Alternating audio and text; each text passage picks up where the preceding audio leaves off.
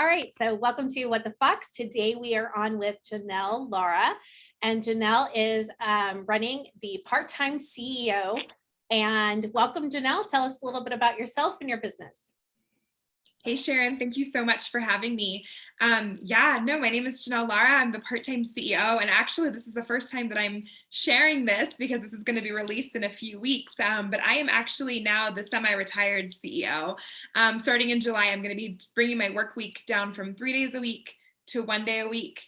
And I'm still slated to do probably multiple six figures while I do that. So that's what I teach women how to do, is how to work, as little or as much as they want, and still build a six-figure company. And I leverage lots of tools to do that. Of course, business strategy, but also astrology and human design. And so I like to think of my company as the perfect marriage between spirituality and practicality. That is amazing. And especially for those people that are like me that have a full-time job still and trying to build a business and stuff on the side, knowing that it is possible. And I think I've talked about it in some of the episodes, but it's basically being very strategic about what you're doing and when you're doing it, because it's not just about putting 20 hours out there, but what you're doing in those 20 hours. Absolutely. Yeah, for sure. So we have a list of 50 questions for you to choose from. They start off easy. They get a little harder as you go up. And I will end with the same 4 questions that I ask everybody. Are you ready to get started? I'm excited. Yes. All right. So pick a number from 1 to 50. 6. All right. 6. If you could be remembered for one thing, what would it be? Being a really great mom. That was always my goal. Yeah. I'm trying. You don't know if you've succeeded until they've grown up, but Yeah, that was always my goal. Actually, in first grade, I wanted to be a mom, and that was all I ever wanted to be, is just a mom. And my youngest is now a bonus child at 15. And then I've got 21, 23, and 27. So fun. I think you probably know. Did you do a good job? I think you did. at times you do question it, but then you see how well they're doing and you're like, okay, I did something there. But I give them all the credit. I seriously, I think that they're just awesome kids, and I got really lucky. That's so fabulous. Yeah, no, I'm the same way. I always just wanted to be a stay-at-home mom growing up. And I think that's why I created the part-time CEO, because I didn't want to give that up, Yeah. So, yeah. All right. What's your next number? How many numbers do I get total that will influence? Well, it kind of depends on how long you take to answer, but typically I've been doing about 5 or 6, and then we do okay. Perfect. So I will go to 8 next. Okay. And so what's your favorite candy or indulgent treat? Oh, I've got a thing for cupcakes. Yep. And I don't know if people listening are from where they're from, but here in Utah, we've got a grocery store called Harmon's, and they have the best cupcakes. And oh yes, they are my weakness. So do you go for like the elaborate, like filled cupcakes, or are they traditional cake based with frosting on top? Traditional cake with frosting. Yep. Very delicious. I have a sweet tooth for sure. All right. What's your next number? We'll go with 11. Okay. What is a funny story your family tells about you that you would like to share? Oh my gosh. Okay. So the infamous Publix tale. So Publix is a grocery store in the South, and I'm from Florida. So this is really mostly a funny story about my brother, but I think it's funny. So it's the first one that came to mind. So that's the one I'm going to share. When I was younger, I was with my family in the grocery store, and my little brother needed to go use the restroom. So my mom had me take him, and, I just put him in there, closed the door, was waiting outside. And that was right around the time when automatic flushing became a thing. And so my brother actually had never experienced it before. And I can't believe there was a time before automatic flushing, but there was. It was in the 90s. And it scared him, and it scared him so bad that he ran out of the bathroom completely, like his pants completely down. He was probably 4 at that time. And it caused this whole commotion because I was like in the door blocking him. So think I was probably 6 and he was 4. And so there's a 6-year-old like blocking a 4-year-old from running out of the bathroom naked. And like people are staring at us. And of course, my mom is nowhere to be found because she's out shopping. And like he was screaming, crying. And I was like, you can't leave. Like you have to pull your pants up. And so, anyways, it took a while, but finally, like a nice person who worked at the grocery store walked over and helped him understand that he was not in danger. And literally we walked over and my mom had no clue what had happened. She hadn't heard a thing, but that is like the story. I feel like that I just I could not handle it. I was too young to handle that situation. But yeah, and that was very indicative of me, just kind of like being the older sister, managing the crises. You know, my mom was, you know, very present, but she also gave me a lot of responsibility and a lot of independence. And so, yeah, that was me just, you know, barring my brother from embarrassment. Yeah. I was that older sister too. My brother's 3 years younger than me. So it was got to take care of him and got to be the mom and make That's sure right. that, you know, it was just a second mom for him, even still is most of the time. Yeah, I'm the oldest of 4 and I definitely still feel like a second mom. Absolutely. Yeah. All right. So that is awesome. I totally remember being that older child and having to deal with the parent and the brother and Yeah. all of that fun stuff. Absolutely. Good. What's your next number? Sorry. 22. All right. And I know based on your astrology and everything else and stuff that you have exact reasons for picking all of these different numbers. I do. So we can talk about that in a minute too. What was your favorite trip you've ever taken?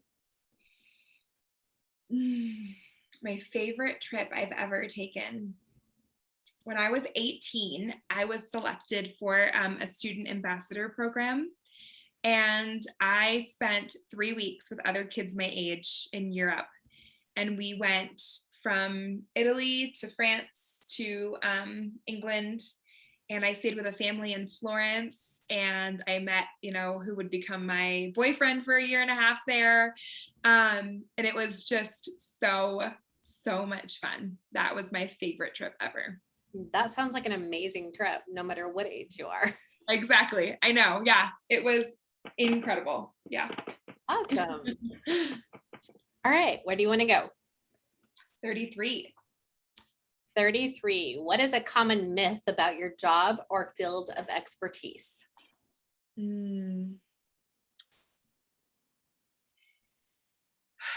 I think a common myth about business coaching in particular is that there is one roadmap or like a one size fits all journey that works for everyone.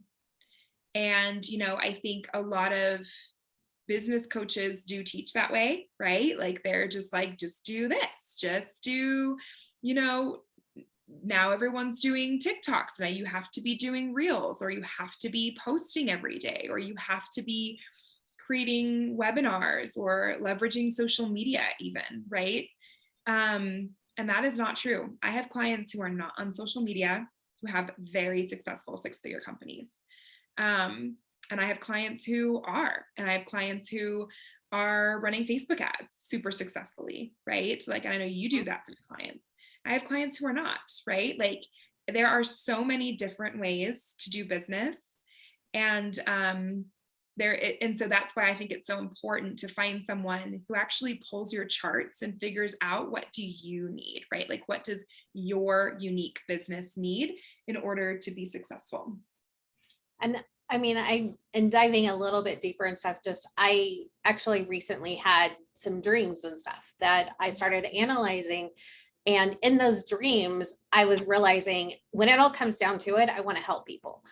And so if you're not in line or aligned with what your thoughts are, what your dreams are, and that type of thing, then sometimes it's not the right business for you. And maybe you do need to change either what you're doing or who you're working with or something like that in order to be able to make sure that you feel better about the progress that you're making, because it should be something that you do feel good about and that you're enjoying and that you're, wanting to do this as a career, not just that you're doing it because you're making money or something. Just remembering that deeper why as why you started and making sure that you're still in line with that.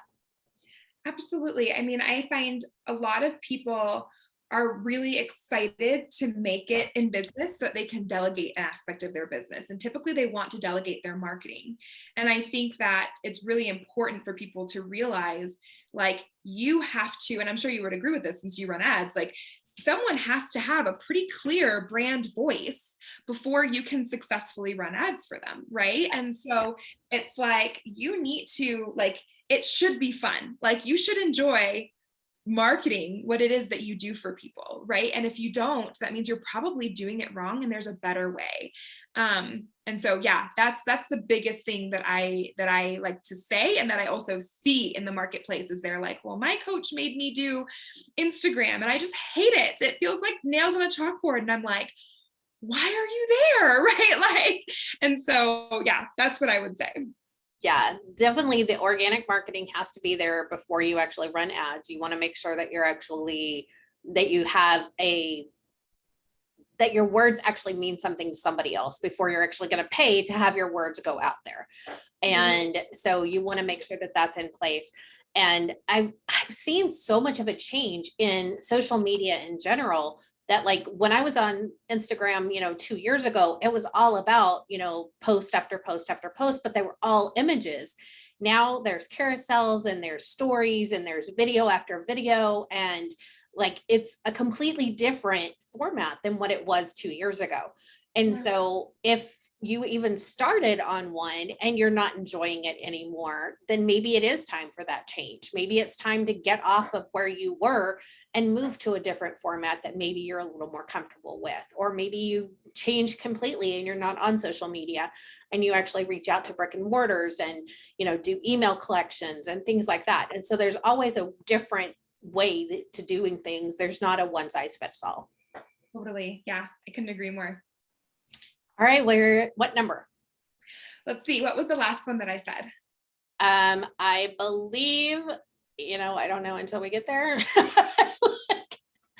It was somewhere in the 30s. Okay, so I'm going to go with 44 this time. Okay. So at 44, what underrated tool or tools are indispensable for your job? Astrology. Hands down, no questions asked. Astrology, the astrology chart. If I have someone's natal chart, I can see how they attract their tribe to them. I can see how they communicate, how they're designed to teach, how they dawn on people, how they think. I mean, I've got like how they make money, how they attract money to them, how they build wealth. I can see all of that in their astrology chart. It takes me 2 seconds. And the astrology charts that you refer to are, at least from my experience with somebody else's stuff, they're not the typical free ones that you get out on the internet. It's something that's actually done with somebody who actually has the experience through that. It could be like you can get astrology charts for free on the internet that I could then read and and divulge, like share that information. But no, like someone who doesn't know how to read an astrology chart could not just download their chart and glean that information. It would have to be an experienced astrologer. Yeah. The reason I ask is I actually did, I went to 2 different websites, got 2 different reviews as to what my predominant, whatever it was and stuff that it was looking at. And it was like, okay, how is it that my birthday with my, date of birth, the time of my birth, the place of my birth and all of that can come up with 2 different things? And somebody said, yeah, they're not always correct whenever you're online. Right.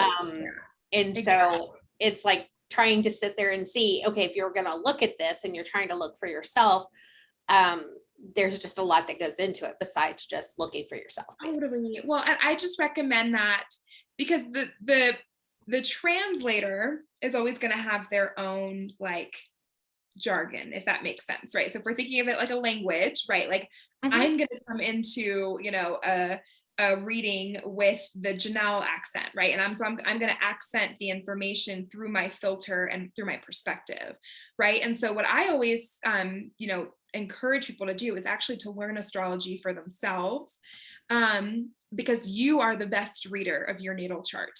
But of course, I certainly read it for my clients and all that, because that's a massive undertaking, right? But yeah, no, it's definitely like, it has to be, I wouldn't encourage, you wouldn't get that information from a free like chart reading or something. Yeah. Yeah. Yeah. You want to do one more number and then we'll go to the 4 questions? Sure. Let's do 48. Okay. What do you think of when you hear the word empowerment? I think of the freedom of choice.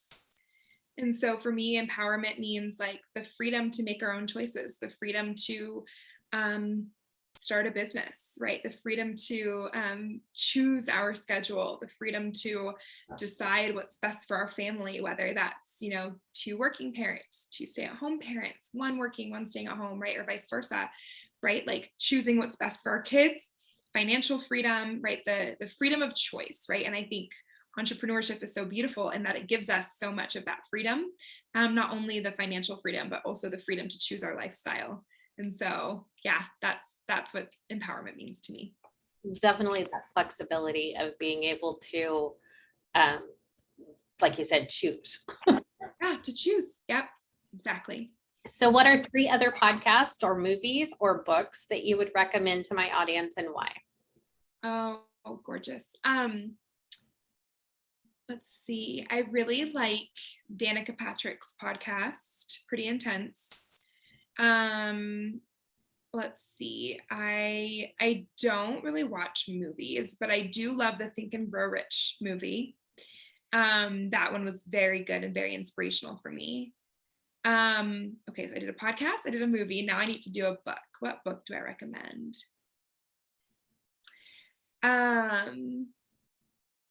Oh, I should have it somewhere around here. I don't think I do actually. You're probably gonna have to edit this out. I apologize. What book do I recommend? There's just so many. For women who want to work less in their business, I'm gonna go ahead and recommend the book Do Less by Kate Northrup. I've heard of that one and heard of the book, but I have not read that yet. It's very good. Yes, I think that's a good one. What is one question that you wish I had asked you, and how would you have answered it?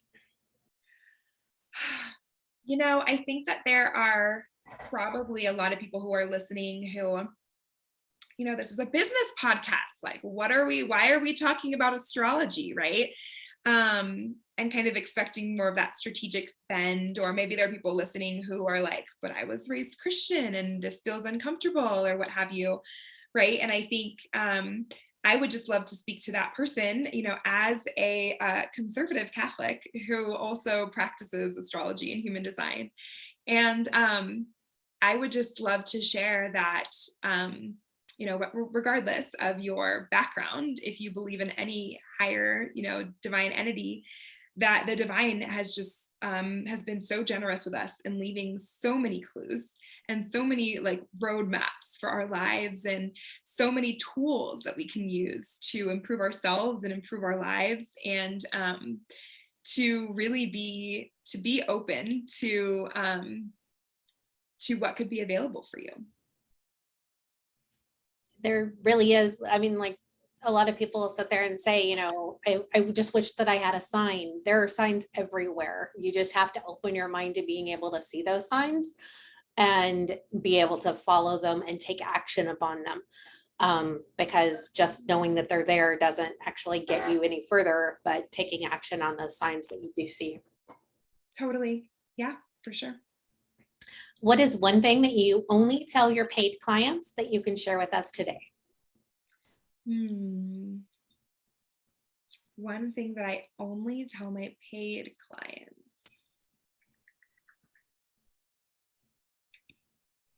Trying to think, because I do share so much with my free Facebook group. You do. So I'm like, wait, what haven't I shared in there? The thing is that the advice that I give to my paid clients is so custom. And so it's like, it probably wouldn't be relevant even because I'm looking at their charts and sharing that. I would say,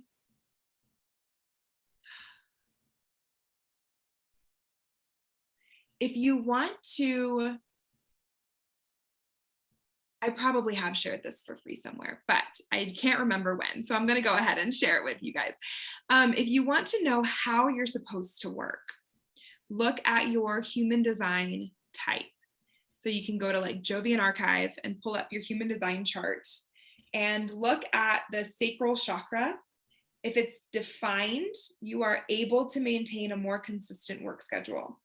If it is undefined, you need to create a lot of space in your life, and you probably need to be more of a part-time CEO.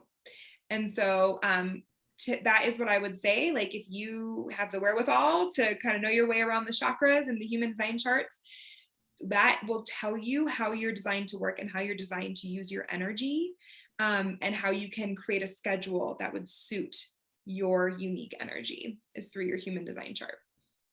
That's what I would say. Totally not a question, but just kind of diving into that a little bit. I've heard people talk about, I'm a morning person, I'm an afternoon person, I'm an evening person, that type of thing. And then booking off that time where you do feel that you are more creative, energized, that type of thing and stuff, to be able to actually work during that time. And then there's other people that say, no, your best creative time is always going to be at morning at, between 8 and 10 before your mind gets flooded with all kinds of other things. How do you feel about timing as far as that goes and stuff, and how a person actually views that? Yeah, that's a great question. And I think people typically intuitively know when they work best. And so, however, if again, your astrological chart can tell you what hours of the day you work best. And it actually, I don't do this, but there are astrologers who divide it in the day in 2-hour chunks, and your chart will tell you. But with that being said, I mean, I think it's completely custom to the person. And I think that the 4 a.m. wake up calls or what have you, that a lot of, generator men, right, going back to the human design, profess, do not work for everyone. And it changes based on your time of life too. Like, I'm a mom of 2 really little kids. And so alarms in general don't work for me very well right now because I'm up in the middle of the night, right? And so I really think that I would definitely ask people to be very flexible on that. And that's why, again, entrepreneurship is so beautiful, because I can suddenly decide, you know what, I can't take any calls before 10 a.m. because it's just too much with being up all night and then getting the girls to school and that whole thing, right? But maybe, 6 months or a year from now, I'll be like, I would rather work 8 to 2 while the girls are in school, and right. And that opportunity and that flexibility to change, when you work, and the ability to be okay with the fact that your best hours are also going to change, I think is really important. Yeah. And like we've talked about throughout the entire podcast, it really is individualized. So there is no right or wrong. There is no like, oh my gosh, I have to do this because this book said. It's doing what you feel is more in line with what you are thinking, and in line of what you feel is good for you, instead of forcing it into a certain, box, basically. Totally. Yes. So we're going to have your contact information listed below the podcast and with everything. What would you like to leave the listeners with? I would leave the listeners with, I just want you to know, like, whoever you are, whoever is listening, I just want you to know that a part-time 6-figure business is possible for you. It's possible for every single person who, has a skill that they can share online. And so, and then if anyone wants to find me, I recommend the Part-Time CEO Facebook group, which is at makemeaparttimeceo.com. Awesome. Well, thank you, Janelle, for being on today. I really do appreciate it. And thank you, listeners, for listening. Sharon, thank you for having me.